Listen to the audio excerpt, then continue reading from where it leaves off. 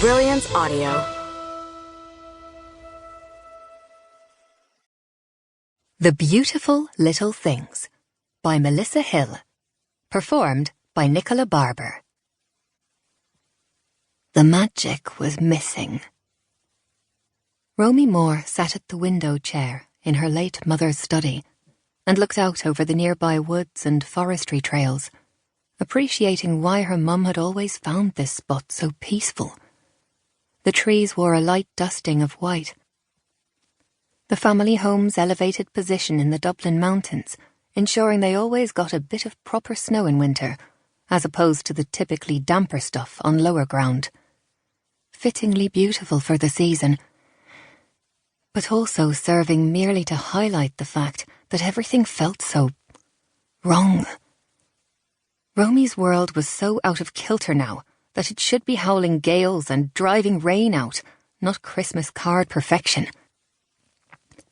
It made everything even more desperately hollow and painful, and now she understood why some people found this time of year so difficult.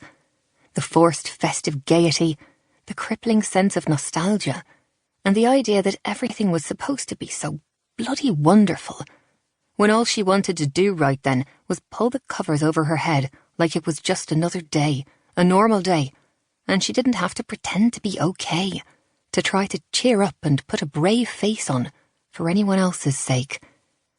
And most of all, not to have to lie to herself that this time of year, to say nothing of life, could ever be the same without her mother.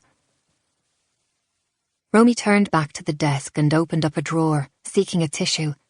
She found an already open packet of Kleenex, and paused a little, reflecting that her mum would have likely used the one just before it, oblivious to the fact that her youngest would be needing the next, to grieve her passing. She wiped her eyes and then blew her nose into the tissue, looking idly through bits and pieces scattered across the desk, before coming across a prettily patterned notebook beneath some letters.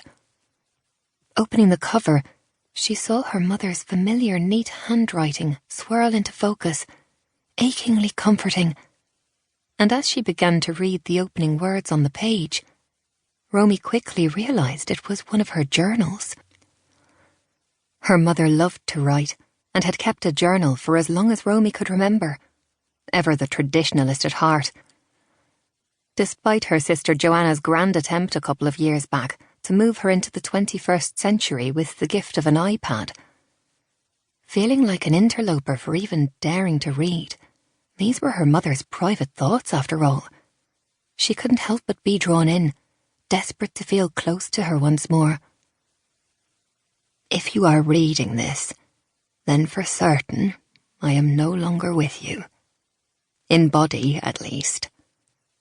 Indeed, it is hard for me to be writing this now, from a place where I am still full of the joys, having just watched you all depart, our very last family Christmas together.